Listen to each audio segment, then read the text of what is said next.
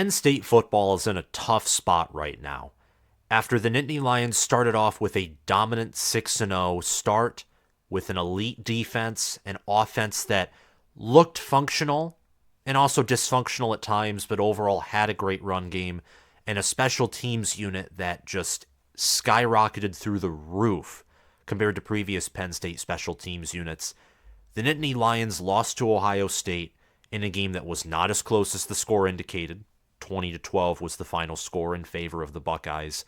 And Penn State's offense looked pathetic in that game. They looked extremely slow and lethargic against Indiana as well. And Penn State's defense showed vulnerabilities, missed assignments, and just overall didn't play disciplined on either the offensive or defensive side of the ball against the Hoosiers. Tomorrow, they face the Maryland Terrapins on the road. They're only a single-digit favorite, which, given the history of the Maryland-Penn State series, where in the past two games, Penn State has won by 17 and 30 points respectively, and if you gloss over the COVID year where Maryland won 35-19, Penn State beat Maryland 66-3, 38-3, and 59-0 in 17, 18, and 19, respectively. But Maryland, their three losses were all in competitive games, and Penn State has Michigan over the horizon. And you're lying if you're telling me that Penn State, his staff, and his players don't have that Michigan game and their minds turned to that, at least in the back of their head, as that is, I'd say, the last chance for this team and for James Franklin to show that at least as of this season, this team is heading in the right direction, given the struggles they have had all season long. Nonetheless, I do think the Nittany Lions will not only win, but cover that single-digit spread, win by double digits, and in retrospect, we will look on this game in a similar way that we looked on the Illinois and Iowa matchups. Not impressive performances, not super efficient, but dominant performances nonetheless. Welcome back, fellow football fanatics. It's your host, College Football with Sam. Before we resume this preview and prediction video, please click that subscribe button and hit the notification bell so you can get notified when I post more Penn State football, Maryland football, and Big Ten football content. Today's episode, just because I'm trying to cover more Big Ten games, is going to be shorter than the usual, but I am still going to try and jam-pack this video with a lot of valuable information and perspectives.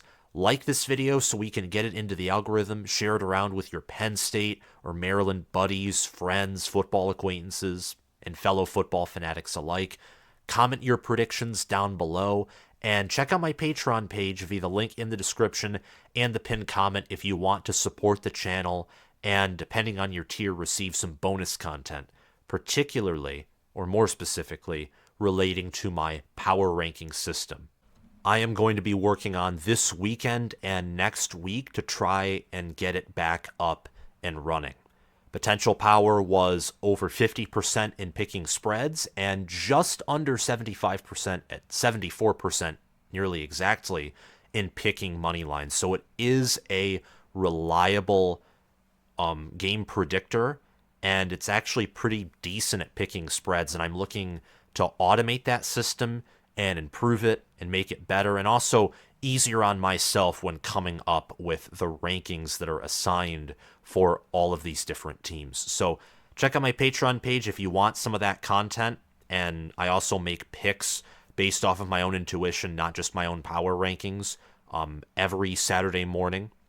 So if you want to see those, also check out my Patreon. But to get back to the video, to get back to this game, in my mind, I'm honestly confused as to why Penn State's only favored by 8.5 points. I really am.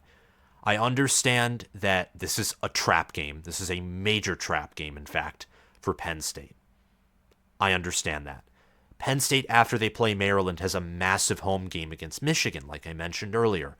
And Franklin, Yurcich, and Diaz are going to be going all in on that game. Because if they lose to Michigan, and especially if the loss is dominant, there's going to be a lot of doubt surrounding the program about its future, given the fact that Aller has underperformed compared to preseason expectations. The way that Michigan is playing, if Michigan is to win in Beaver Stadium, they are likely going to put up some points against that defense with how efficient their offense has looked. And Penn State has the same amount of talent as Michigan does, and they've had the same amount of talent for basically the past 5, 4, or 3 years. And yet, Michigan, even when you factor in their whole cheating debacle, and I only bring that up because everyone's going to bring that up, and that's the news. Even if you take that out, Michigan has looked like the much more physical team, the faster team, better in many different aspects, if not most or all aspects of the game. They've been more efficient, and Penn State is going to have a target on the Wolverines when they come into Beaver Stadium. They might be already preparing for that game, but they cannot overlook Maryland. And I think part of that anticipation that maybe Penn State is glossing over Maryland, a team that they have beaten soundly in the past, that they haven't really had to. I mean, when you win 66-3 or 59-0, you might as well didn't even have to prepare for that team, and you still would have beaten them by 4, 5, or 6 touchdowns. I mean, that right there is dominance. And last year they shut out Maryland and just wrecked them. In 2021, the game was close, and it was on the road before the Michigan game. Similar situation, but Penn State pulled away and won by 17, and I think this Penn State team is better than the 2021 Penn State team. I don't know if I can say the same about this Maryland team. I mean, really, they're 5-3, 2-3 in conference. They're on a 3-game losing streak. The defense that, looked impressive against Ohio State allowed 27 to Illinois, 33 to Northwestern. I mean, Northwestern can't run the football. Illinois is very turnover happy, undisciplined. They're atypical for a Brett Bielema team. This is obviously a rebuild for Illinois. And yet, Brendan Sullivan outplayed Taulia Tagovailoa. Northwestern nearly ran for 100 yards, which is rare. They struggle to run the football. They got 6 sacks on Maryland, 9 tackles for loss. Illinois, Luke Altmaier, he had 2 passing touchdowns. Illinois ran for over 100 yards, and their offense has struggled. And they had 3 sacks and 4 tackles for loss on Maryland.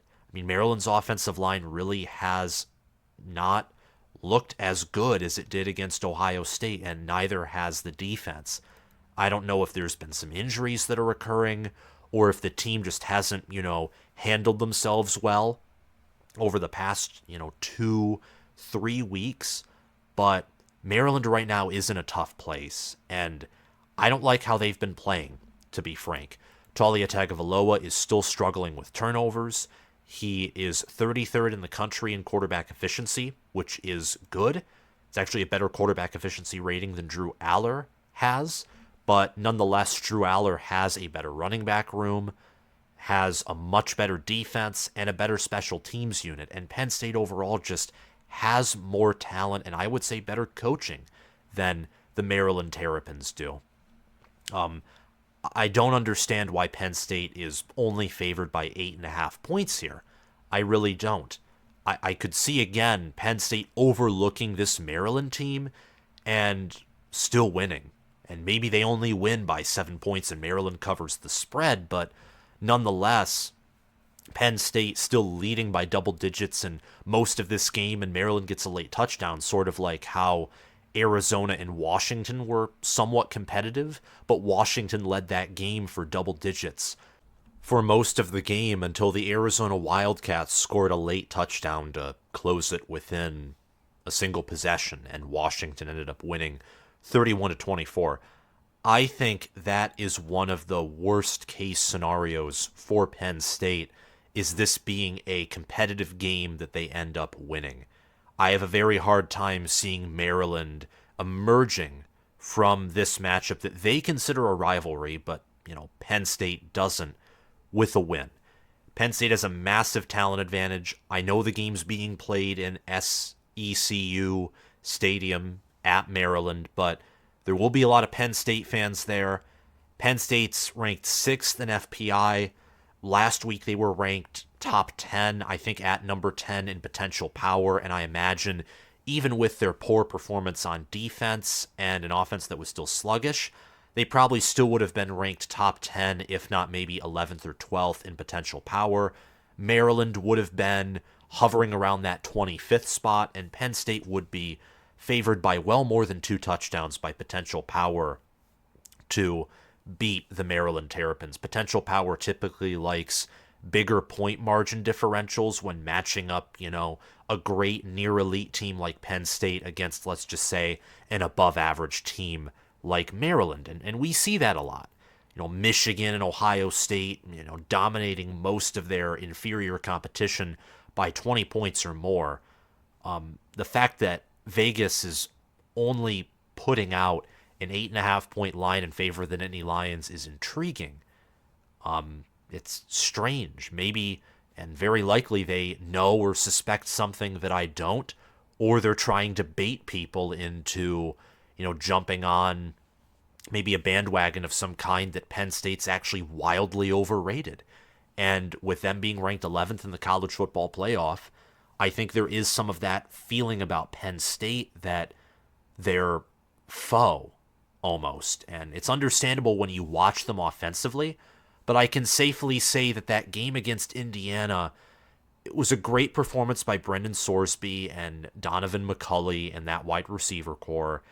And also it was the worst performance by a Manny Diaz defense so far at Penn State that I've seen. And that includes, the 2022 game against Michigan that I constantly mention on this channel. That was a flukish performance by this defense, and I don't anticipate that will be replicated in that same fashion for the rest of the season. I don't think it will, because Indiana's offense is just atrocious, and how they were able to score 24 points with only 1 turnover, which resulted in a field goal, is beyond me. But that's beside the point. Penn State's 7-1, Maryland's 5-3. The difference between these two teams is bigger than their records would indicate. Both have faced Ohio State, and those two games went differently. Ohio State played a better game against Penn State than they did against Maryland, and they were healthier against Maryland rather than they were against Penn State. Penn State still played much more competitively despite facing a better Ohio State team and a healthier Ohio State team compared to Maryland. The Nittany Lions are given an 83.1% chance to win, according to ESPN's Football Power Index. And looking at football power and the assigned point values to each team, I calculated that Penn State would be favored, or should be favored, according to Football Power, by about 12.5 points, factoring in home field advantage, which on average is 3 points in college football. Just taking it as an average, I think for, let's say, Beaver Stadium, I think Penn State probably has like a full touchdown value for home field. That's how intimidating Beaver Stadium is. And I'd say the same for LSU, Georgia. The Horseshoe as well would be closer to a touchdown than a field goal, or right in between those. But just as an estimate, Penn State should be favored in this game by double digits, guys. I mean, they really are that much of a better team.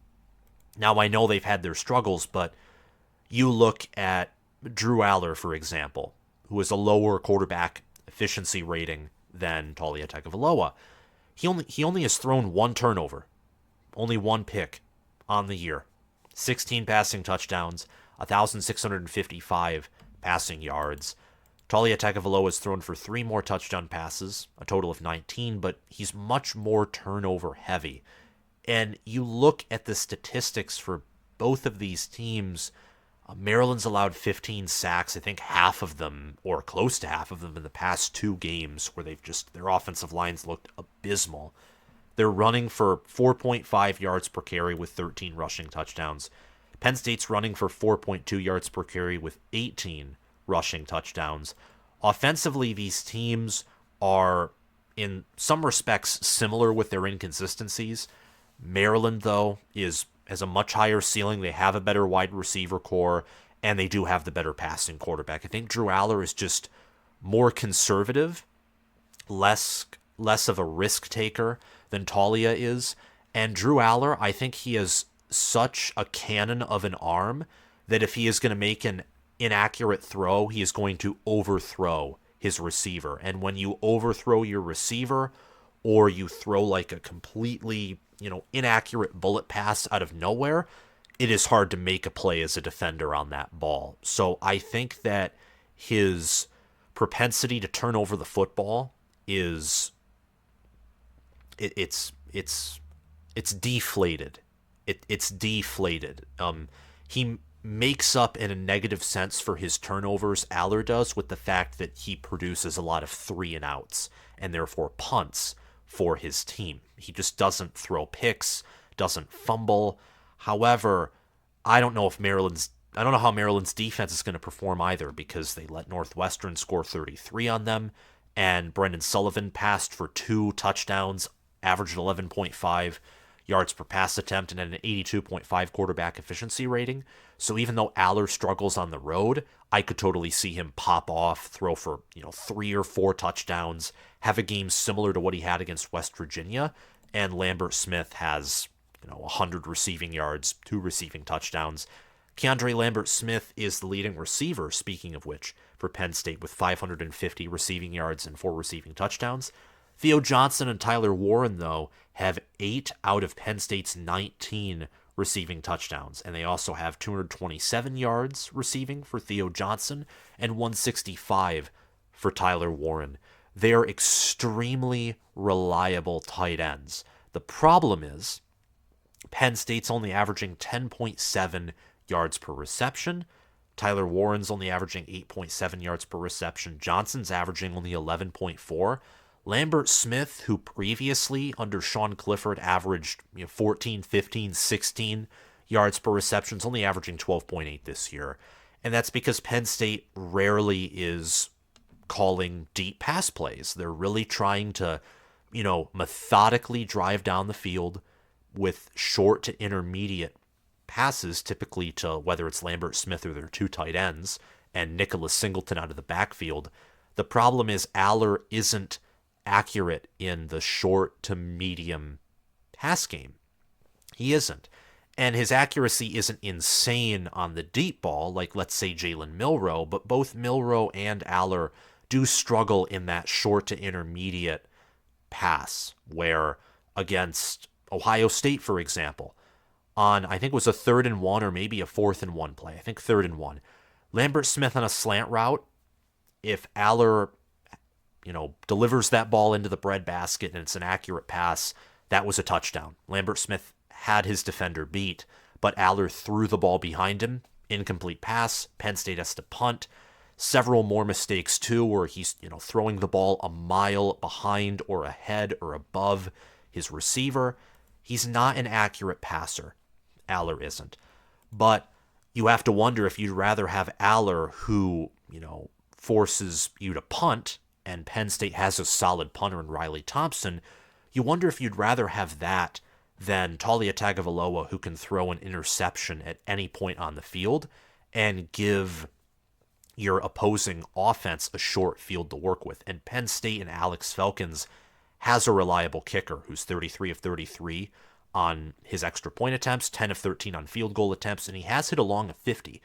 So Falcons does have some range to him. Penn State, I think, can win this game without scoring a lot of touchdowns in the red zone. They might be fine with their defense, who I anticipate will play in a better matchup, kicking a lot of field goals in this game.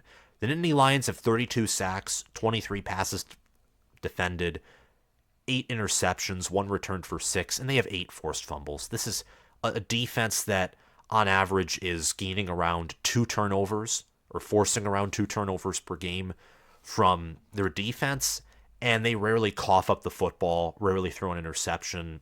So looking at just that and how Talia Tagovailoa has thrown 6 interceptions, Maryland has 9 interceptions, only 4 forced fumbles, we can safely assume, based off of statistical projections, that Penn State's probably going to win the turnover battle.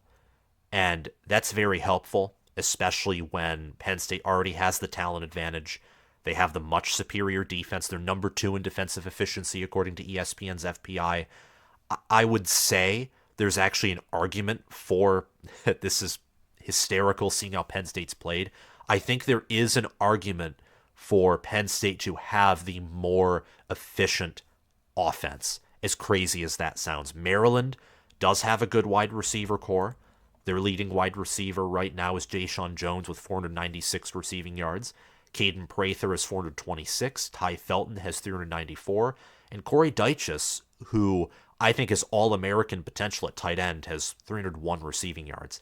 And Jones has 3 receiving touchdowns. Prather has 5. Felton has 4.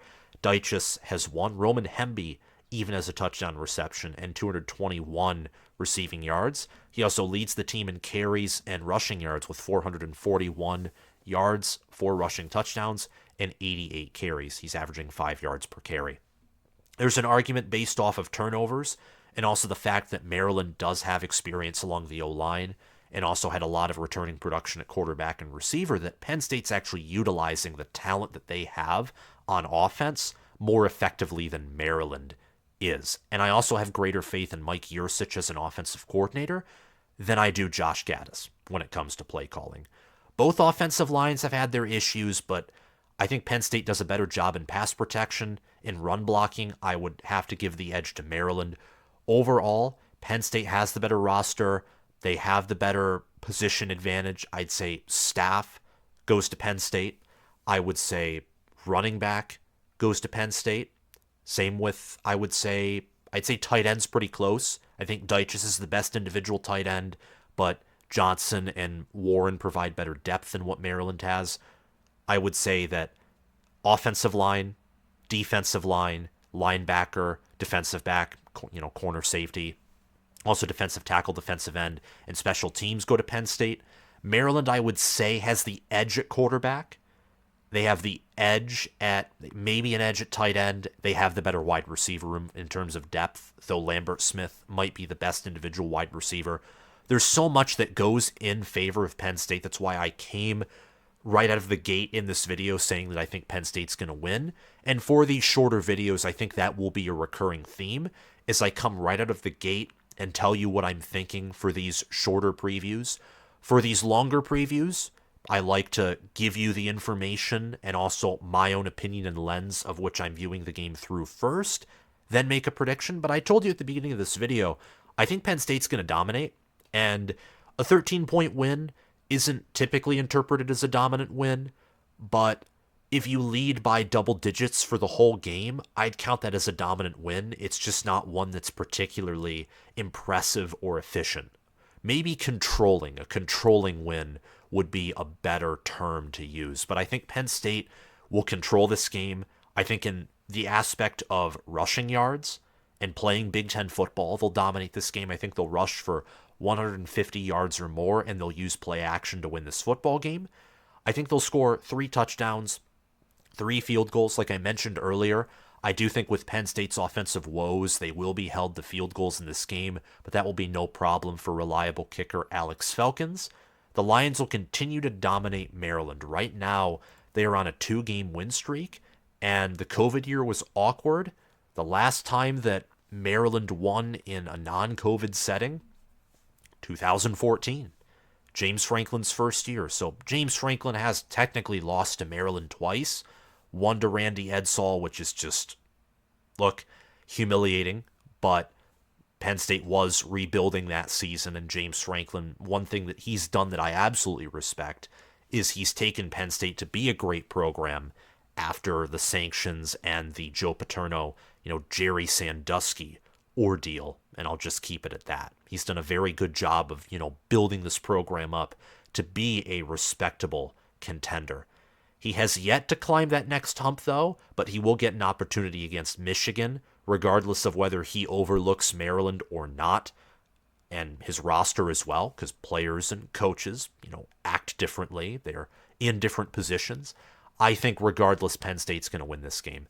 Taulia Tagovailoa will have 2 or more total turnovers, whether he coughs up the football on a run, or he's strip sacked, or he throws an interception. He will have 2 or more turnovers that will help Penn State come out with a victory.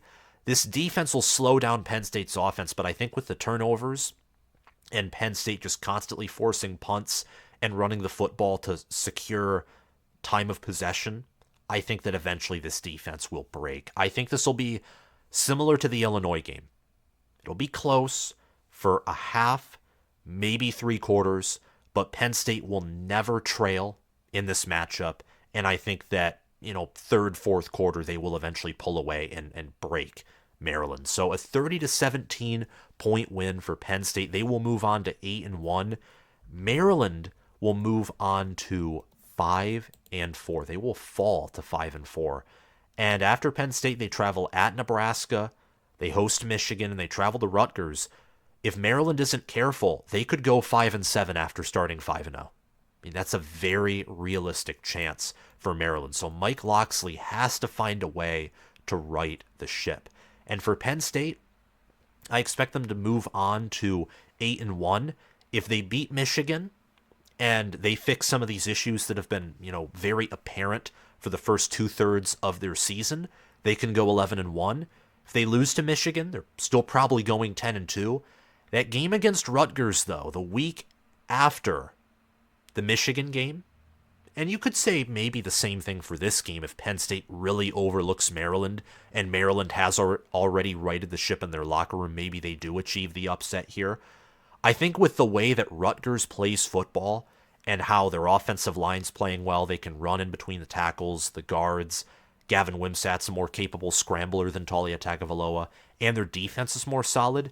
If Penn State really does get, humiliated or embarrassed by Michigan on the 11th, which I think is possible given how both have played, Rutgers might be able to, take advantage of some of that emotional reaction, if that's the outcome. But that game is far out. It's more than a week away, and you have to focus on the here and now. You cannot overlook anyone. If you're Penn State, Ohio State, Michigan, Georgia, Alabama, you just can't do it. It's not a good idea. Thank you to my Patreon supporters for sponsoring this video. I want to particularly thank Crash2488, my Heisman patron, Spencer Bringhurst, Noah DDLC, and SFS Inverted, my All-American patrons, and Will Loftus, Gabriel Calendar, Roaming Gnome, Matthew Sale, Chris Lane, and Austin Christmas, my all-conference patrons. Remember to check out my Patreon page via the link in the description so you can support the channel, and depending on your tier, if you're an All-American or Heisman more specifically, you can get access to bonus content. Your support is always appreciated, though it is never expected. Have a great day, guys, and I'll see you around. Bye-bye.